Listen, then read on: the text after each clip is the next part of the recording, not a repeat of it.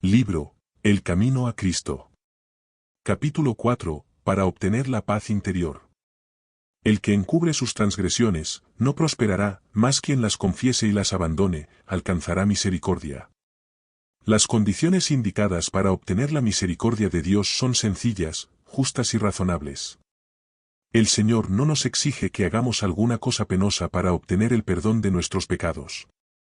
No necesitamos hacer largas y cansadoras peregrinaciones, ni ejecutar duras penitencias, para encomendar nuestras almas al Dios de los cielos o para expiar nuestras transgresiones, sino que todo aquel que confiese su pecado y se aparte de él alcanzará misericordia. El apóstol dice, confesad pues vuestros pecados los unos a los otros, y orad los unos por los otros, para que seáis sanados. Confesad vuestros pecados a Dios, el único que puede perdonarlos, y vuestras faltas unos a otros. Si has dado motivo de ofensa a tu amigo o vecino, debes reconocer tu falta, y es su deber perdonarte con buena voluntad. Debes entonces buscar el perdón de Dios, porque el hermano a quien ofendiste pertenece a Dios, y al perjudicarle pecaste contra su Creador y Redentor. El caso es presentado al único y verdadero mediador, nuestro gran sumo sacerdote, que ha sido tentado en todo punto, así como nosotros, mas sin pecado. ¿Quién puede compadecerse de nuestras flaquezas y limpiarnos de toda mancha de pecado?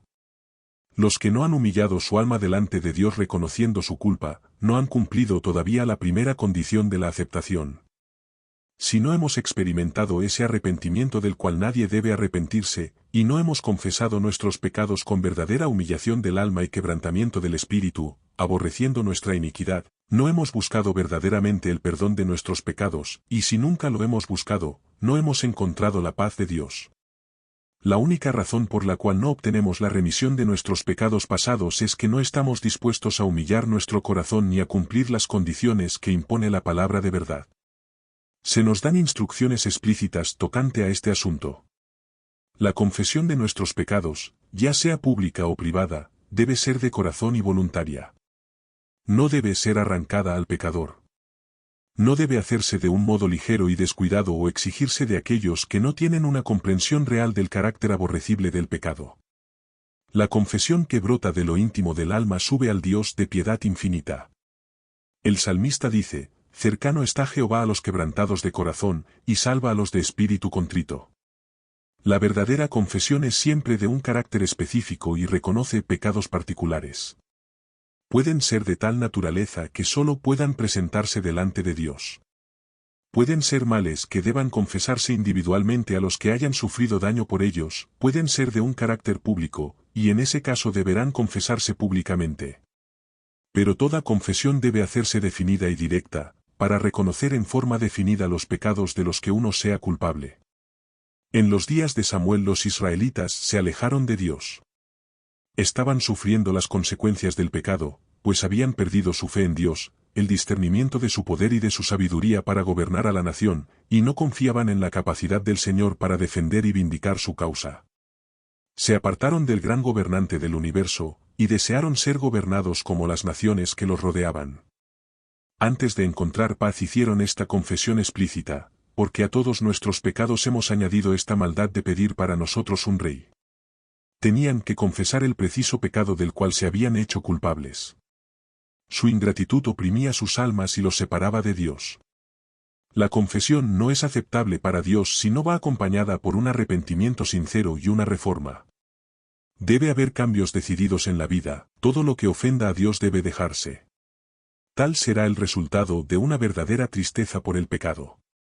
Se nos presenta claramente lo que tenemos que hacer de nuestra parte: lavaos, limpiaos, apartad la maldad de vuestras obras de delante de mis ojos, cesad de hacer lo malo, aprended a hacer lo bueno, buscad lo justo, socorred al oprimido, mantened el derecho del huérfano, defended la causa de la viuda.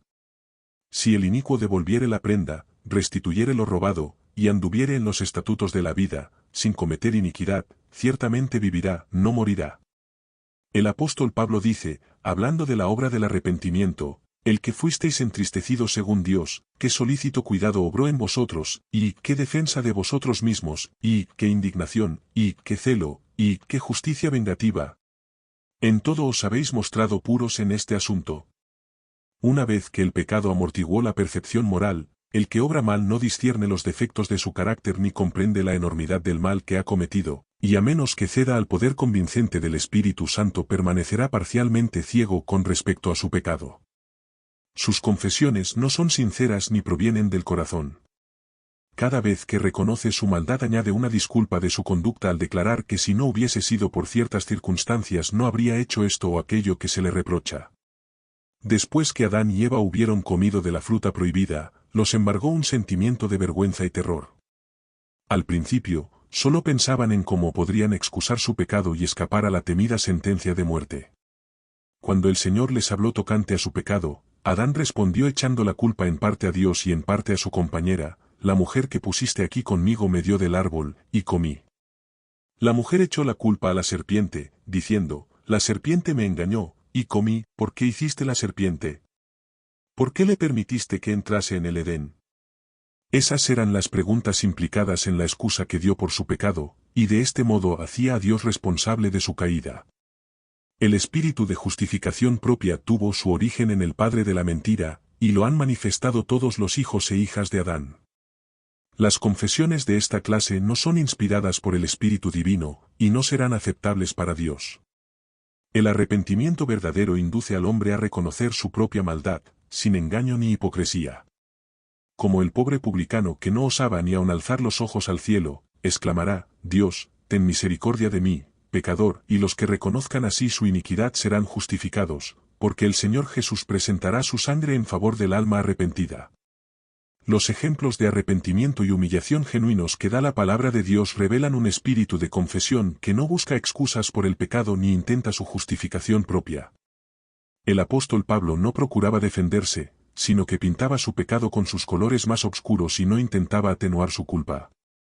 Dijo: lo cual también hice en Jerusalén, encerrando yo mismo en la cárcel a muchos de los santos, habiendo recibido autorización de parte de los jefes de los sacerdotes, y cuando se les daba muerte, yo echaba mi voto contra ellos. Y castigándolos muchas veces, por todas las sinagogas, les hacía fuerza para que blasfemasen, y estando sobremanera enfurecido contra ellos, iba en persecución de ellos hasta las ciudades extranjeras. Sin vacilar declaró: Cristo Jesús vino al mundo para salvar a los pecadores, de los cuales yo soy el primero. El corazón humilde y quebrantado, enternecido por el arrepentimiento genuino, apreciará algo del amor de Dios y del costo del Calvario, y como el Hijo se confiesa a un Padre amoroso, así presentará el que esté verdaderamente arrepentido todos sus pecados delante de Dios. Y está escrito: si confesamos nuestros pecados, Él es fiel y justo para perdonarnos nuestros pecados, y limpiarnos de toda iniquidad.